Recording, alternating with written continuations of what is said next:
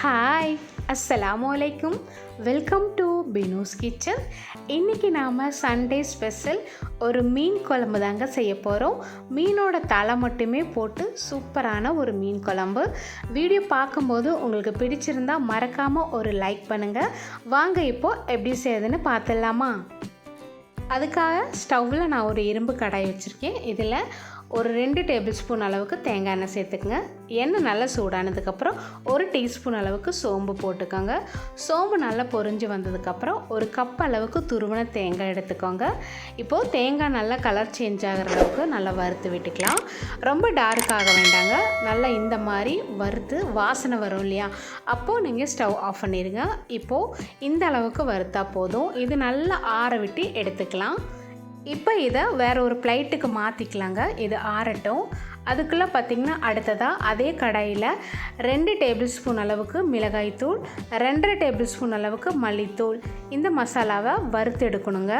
கரியாமல் வறுத்து எடுத்துக்கோங்க. குறைவான தீயில வச்சுட்டு நல்ல வாசனை வர மாதிரி வறுத்துக்கோங்க. இது நல்ல மணமாக இருக்கும். அந்த மாதிரி வறுத்ததும் ஸ்டவ் ஆஃப் பண்ணிடுங்க. இப்போ இந்த அளவுக்கு நல்லா வறுத்து எடுத்துட்டோம்.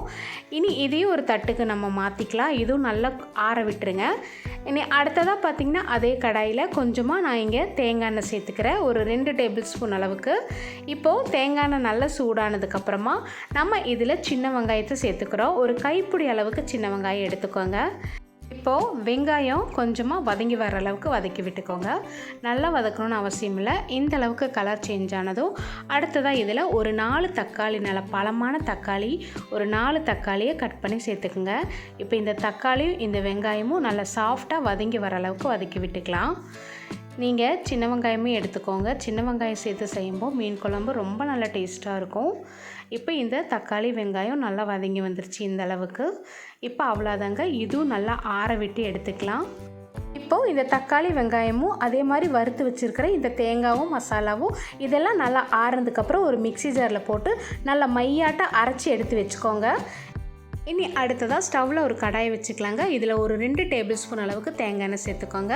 1 டீஸ்பூன் அளவுக்கு சோம்பு போட்டு நல்லா பொரிஞ்சதுக்கப்புறம் ஒரு கைப்பிடி அளவுக்கு சின்ன வெங்காயத்தை 2ஆக கட் பண்ணி சேர்த்துக்கோங்க. வெங்காயம் நல்லா கண்ணாடி பதம் வர வரையும் வதக்கி விடுங்க. இனி அடுத்ததாக இதில் 3 பச்சை மிளகா, கொஞ்சமாக கருவேப்பிலையும் போட்டுருங்க. பச்சை மிளகாவை 2ஆக கட் பண்ணி போட்டுக்கோங்க. இப்போ இதெல்லாம் ஒரு செகண்ட் நல்லா வதங்கி வரட்டுங்க. இது இந்த அளவுக்கு வதங்கினதுக்கப்புறம் இதில் ஒரு 1/2 டீஸ்பூன் அளவுக்கு மிளகாய் தூள் சேர்த்துக்கோங்க. இது குழம்புக்கு நல்ல ஒரு கலர் கொடுக்கறதுக்காக. இப்போ இது ஒரு செகண்ட் நல்லா வதக்கி விடுங்க. இப்போ நல்லா வதங்கினதுக்கப்புறம் நம்ம மசாலா எல்லாம் நல்லா வறுத்து ஆற வச்சுருந்தோம் இல்லையா, அதை மிக்ஸி ஜாரில் போட்டு நல்லா அரைச்சி எடுத்துருக்குறோம்.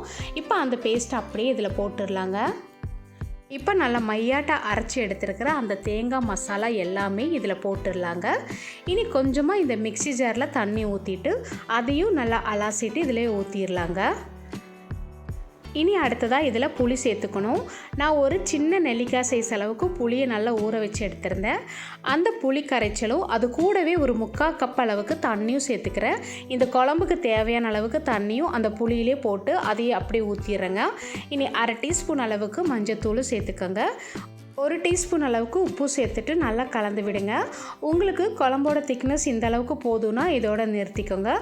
எனக்கு இந்த அளவுக்கு போதும். மீன் குழம்பு கொஞ்சம் திக்காக இருந்தால் தான் நல்லாயிருக்கும். இப்போ மூடி போட்டு மூடி வச்சு ஒரே ஒரு கொதி வர வரை வெயிட் பண்ணால் போதும். அதுக்குள்ளே மீனெல்லாம் கழுவி எடுத்து வச்சுருக்கிறேன். அதாவது மீனோட தலை மட்டும்தான் இருக்குது, மீன் இல்லை. இப்போ இந்த அளவுக்கு பாருங்கள், ஒரே ஒரு கொதி தான் கொதிக்குது. அந்த கொதிக்கும் போதே நம்ம கழுவி எடுத்து வச்சுருக்கிற மீன் தலை பீஸ் எல்லாமே இதில் போட்டுடலாங்க. நிறைய நேரம் குழம்பு கொதிக்கணும்னு அவசியம் இல்லை. ஏன்னா நம்ம எல்லாமே வதக்கி தான் அரைச்சிருக்கோம். ஆல்ரெடி மசாலாந்து தேங்காய்ந்து எல்லாமே நல்லா வெந்திருக்கு. அதனால நிறைய நேரம் கொதிக்க விட வேண்டாம். இப்போது மீனோட தலை எல்லாமே போட்டதுக்கப்புறம் இது கூடவே பார்த்திங்கன்னா மாங்காய் பீஸும் இதில் போட்டுக்கலாம். இப்போது மாங்காவும் மீனோட தலையும் போட்டதுக்கப்புறம் இந்த மாதிரி ஒரு கரண்டி வச்சு உள்ளே அழுத்தி விடுங்க. இப்போ எல்லாமே போட்டதுக்கப்புறமா மூடி போட்டு மூடி வச்சுட்டு இந்த மீன் வேகிற அளவுக்கு நம்ம வெயிட் பண்ணலாங்க. ஒரு 3 நிமிஷம் நல்லா கொதித்து வேகட்டும். இப்போ 3 நிமிஷம் கழிச்சதுக்கப்புறம் நம்ம மூடி ஓப்பன் பண்ணிவிட்டு நல்லா ஒரு மிக்ஸ் கொடுத்துருங்க. ஏன்னா மேலே மீனெல்லாம் மேலேயே இருக்கும். கொஞ்சமாக மிக்ஸ் கொடுத்துருங்க. இந்த மாதிரி ரொம்ப நல்லா கிளற வேண்டாங்க. மெதுவாக பொறுமையாக இந்த மாதிரி கிளறி விடுங்க. மீனெல்லாம் கொஞ்சம் திருப்பி விட்டால் போதும். இப்போ ஒரு சைடு வெந்திருக்கும் இல்லையா, இன்னொரு சைடு மீனெல்லாம் திருப்பி விட்டுருங்க. இப்போ மறுபடியும் மூடி வச்சு ஒரு 2 நிமிஷத்துக்கு நல்லா கொதிக்க விட்டுக்கோங்க. அவ்வளோதாங்க. இப்போ ஓப்பன் பண்ணி பாருங்கள். மீன் தலையும் மாங்காயெல்லாம் நல்லா கரெக்டாக வெந்து வந்திருக்கும். இப்போ ஸ்டவ் ஆஃப் பண்ணிவிட்டு 1 மணி நேரம் கழிச்சதுக்கப்புறமா நம்ம சர்வ் பண்ணி சாப்பிட வேண்டியது தான். அட்டகாசமான டேஸ்ட்டில் இருக்குங்க. இந்த வீடியோ பிடிச்சிருக்கும்னு நினைக்கிறேன். பிடிச்சிருந்தால் லைக் பண்ணி கமெண்ட் பண்ணி ஷேர் பண்ணுங்கள். மறக்காமல் பினூஸ் கிச்சன் சேனலை சப்ஸ்கிரைப் பண்ணிக்கோங்க. பாய்.